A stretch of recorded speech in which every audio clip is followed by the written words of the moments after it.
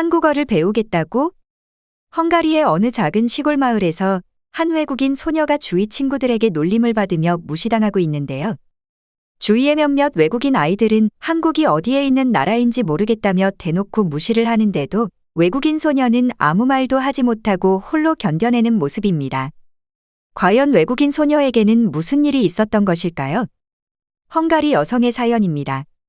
안녕하세요.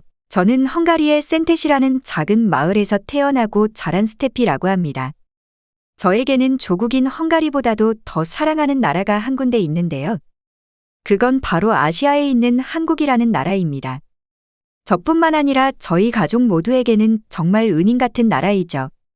지금은 수도인 부다페스트에서 나름대로 안정적인 삶을 살면서 여유롭게 지내고 있지만 불과 몇 년 전까지만 하더라도 제 인생은 전쟁과도 같았어요.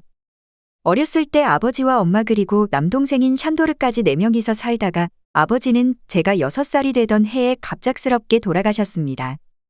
제가 기억하는 아버지의 모습은 항상 술에 취해서 엄마를 위협하고 폭력을 썼던 기억뿐인데요.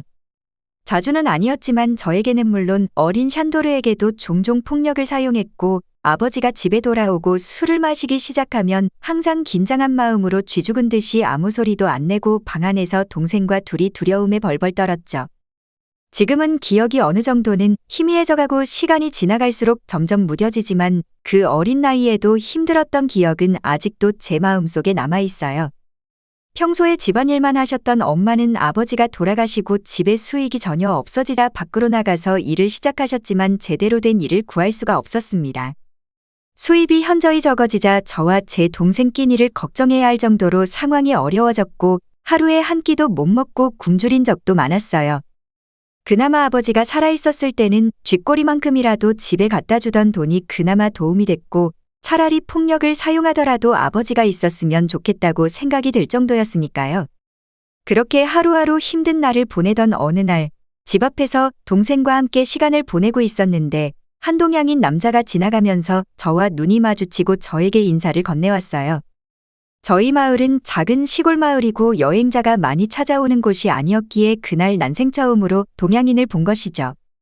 그 동양인 남자는 한국에서 여행을 왔다는 소리와 함께 마을의 이곳저곳을 물어봤어요. 몇 마디를 나누고 한국인 남자는 저와 동생의 모습을 보고 안 되어 보였던 것인지 잠시만 기다리라면서 어디론가 가기 시작하더니 조금 시간이 지나니 빵을 사와서 저희에게 먹으라고 건네주었습니다. 그러고는 물어본 것을 알려줘서 보답으로 주는 것이라며 인사를 하더니 웃으며 떠나갔어요. 봉투 안에는 빵도 들어있었지만 돈이 들어있었습니다. 많은 돈은 아니었지만 당시에 저희 가족에게는 그 돈으로 며칠 동안 식사를 해결할 수 있을 정도였죠. 아마 저와 제 동생의 상태가 며칠은 굶은 것처럼 보였기에 친절을 베풀어 주신 것 같아요. 살면서 난생 처음으로 누군가에게 호의를 받아본 것이기에 그날을 절대 잊을 수가 없습니다. 그 당시에는 한국이라는 나라가 저와 큰 인연이 있다는 걸 알 수 없었죠. 지금은 시간이 흘러 그 남자분의 얼굴도 흐릿해져서 잘 기억도 안 나고 이름도 모르지만 항상 힘들 때마다 한국인 남자분이 베풀어 주신 친절과 미소를 기억하며 버텨냈어요.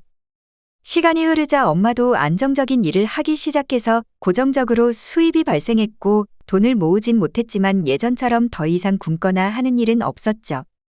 엄마는 저와 동생을 위해서 한동안 고된 일을 마다하지 않으며 일을 했고 항상 집에 와서도 집안일과 저희들을 챙겨주시며 고생을 많이 하셨어요.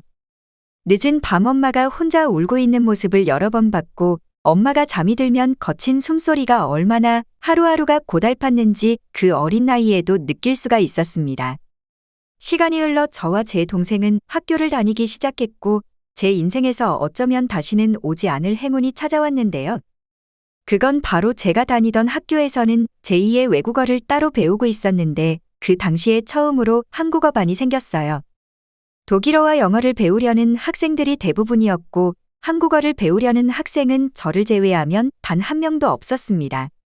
사실 그 당시에는 한국어를 꼭 배워야겠다는 생각보다는 교육은 무상교육이었지만 교재는 직접 구매를 해야 했기에 한국어 수업을 듣게 되면 교재를 무료로 지급해준다는 소리에 간 것이었죠. 그리고 어렸을 때 우연히 만난 한국인 남자분이 생각나서 마음이 이끌렸던 것 같아요.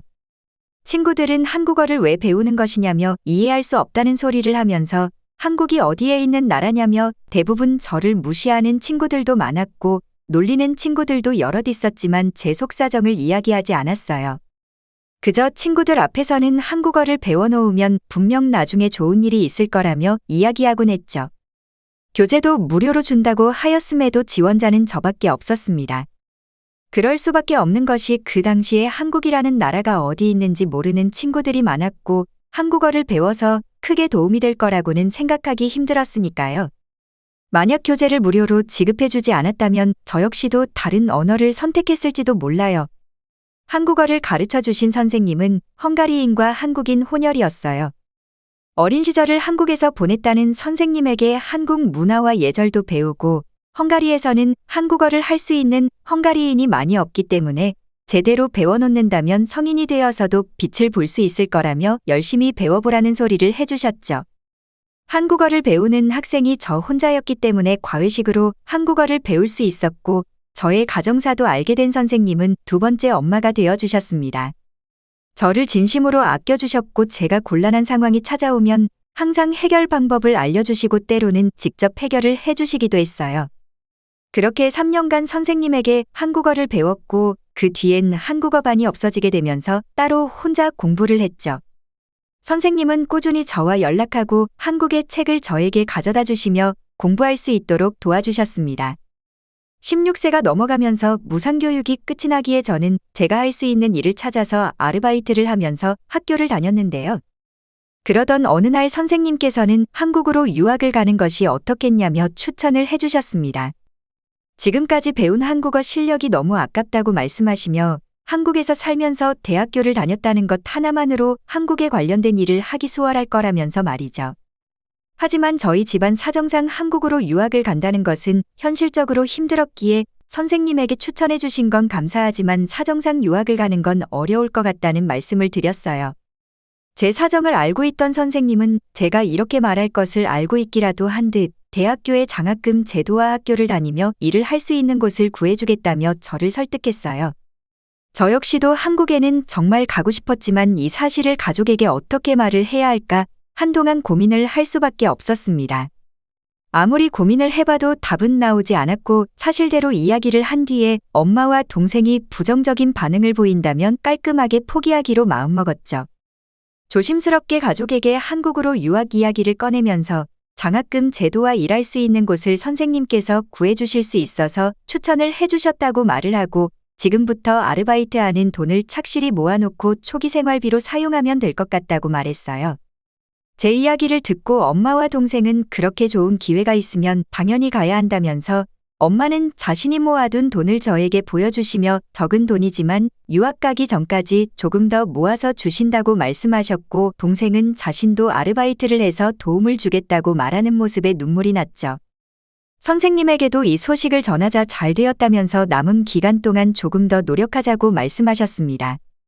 대학교에 장학금을 받고 다니지 못한다면 한국으로 가는 것은 물거품이 되는 것이기에 남은 기간 동안 죽을 힘을 다해 노력했어요. 결국 저는 노력 끝에 서울에 있는 대학교에 전액 장학금으로 입학을 할 수 있게 되었고 선생님의 도움을 받아서 한국으로 갈 수 있게 되었습니다. 떠나기 전 엄마와 동생은 모아둔 돈을 건네주면서 언제나 건강이 최우선이라고 말씀하시며 저를 꼭 안아주셨어요. 그렇게 조국인 헝가리를 떠나 한국의 인천공항을 도착했습니다. 한국이 발전되어 있다는 건 어느 정도 알고 있었지만 실제로 보는 인천공항은 놀라울 정도였어요. 처음 경험해보는 압도적인 공항 규모도 대단했지만 한국인들의 시민의식이 눈에 띄었습니다. 공항 내에는 어느 곳에서도 새치기를 하지 않으며 줄을 서는 모습을 보여주었고 외국인인 저에게 먼저 배려를 해주는 한국인도 볼 수 있었습니다. 서울로 이동하면서도 발전된 도시의 모습을 보면서 참 신기했는데요. 수도인 부다페스트에서 온 사람들도 분명 충분히 놀랄만한 도시의 모습이었는데 작은 시골 마을에서만 살아온 저에게는 충격적이었죠. 하지만 한국에서의 진짜 놀라움은 제가 머무르는 기숙사를 도착했을 때입니다.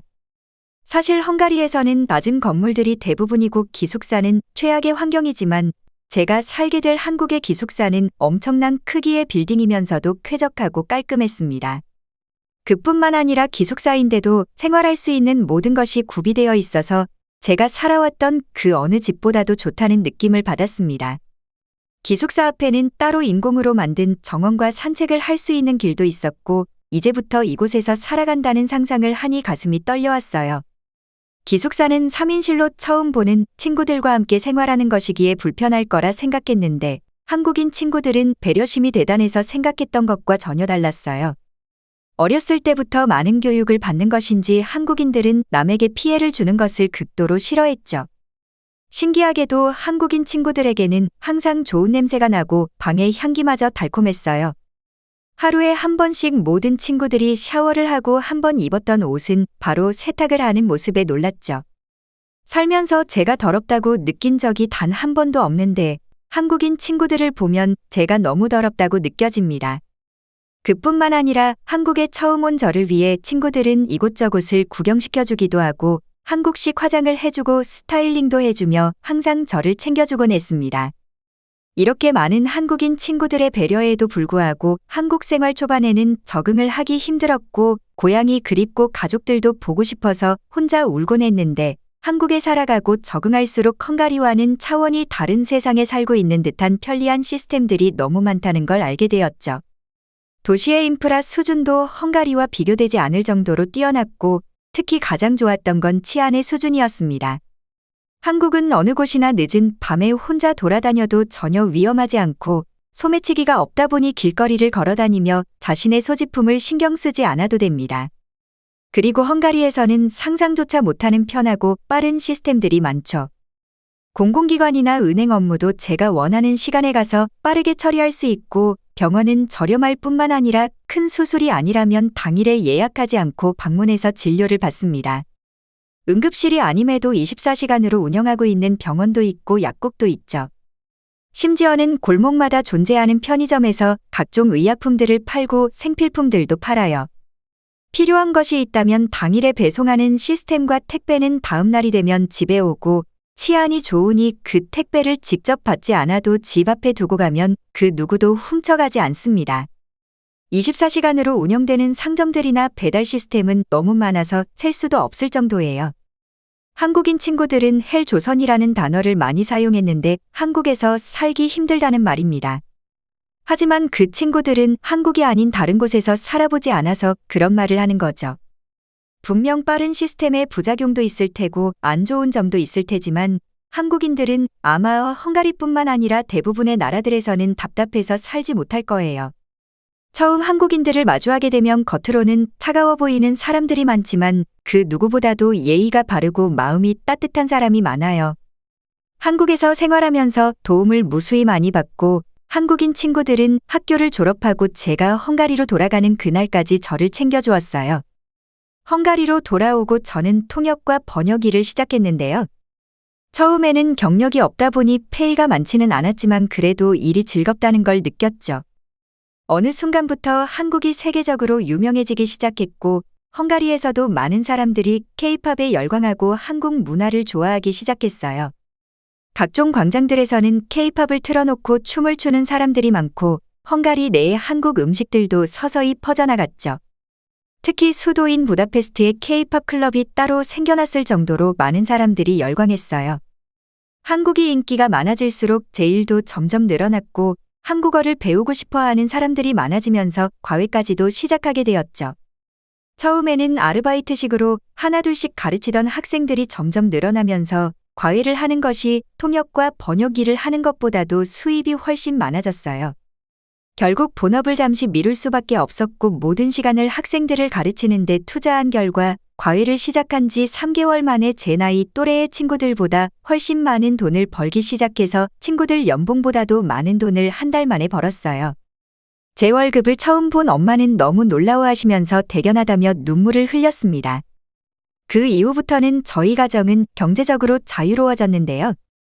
이제는 엄마는 힘든 일을 그만두고 작은 가게를 얻어 운영하고 계시며 동생 샨도르도 다시 공부를 시작해서 대학교를 진학하기 위해 노력 중이고 한국어를 따로 공부하고 있습니다. 지금은 가족 모두 헝가리 수도인 부다페스트로 이사해서 생활하고 있고 그곳에서 한국어를 보다 편하고 전문적으로 배울 수 있게 시스템을 구축해서 누구도 부럽지 않을 만큼 많은 돈도 벌고 있습니다. 저를 가르쳐 주셨던 한국인 선생님께서는 언제나 저를 딸처럼 생각해 주시고 이제는 제가 살아가면서 모든 걸 갚아나가려고 해요. 저에게는 이곳보다도 가족들과 함께 한국에서 살아가고 싶은 꿈이 있는데요. 이제는 한국에서의 생활했던 것이 모두 꿈처럼 느껴지고 한국에 있는 친구들과 한국이 너무 그립습니다. 조만간 시간을 내어 가족 모두와 함께 한국 여행을 다녀온 뒤 조심스럽게 한국에서 살아가고 싶은 꿈을 이야기해 보려 합니다. 아마 가족들도 한국을 경험한다면 제 의견을 좋아할 거라고 확신해요. 그전까지는 이곳에서 열심히 돈을 벌면서 한국 생활의 미래를 천천히 그려나갈 계획입니다. 한국어를 처음 배울 때 무시하며 놀렸던 친구들은 제 수입을 보더니 놀라워하며 부러운 눈으로 쳐다보곤 합니다. 그리고 한국에서의 생활들을 들려주면 하나같이 믿지 못하죠. 한국은 직접 경험해 보지 않는다면 절대 모를 수밖에 없는 세상이니까요. 한국어를 배웠다는 이유 하나만으로 제 인생은 물론 저희 가족 인생까지도 변화시켜준 한국에 정말 감사하다는 생각뿐입니다. 하루빨리 한국으로 가서 친절한 한국인들과의 삶이 기다려지네요. 시청해주셔서 감사합니다. 바쁘시더라도 구독, 좋아요 한 번씩 부탁드립니다. 영상 제작에 큰 힘이 됩니다.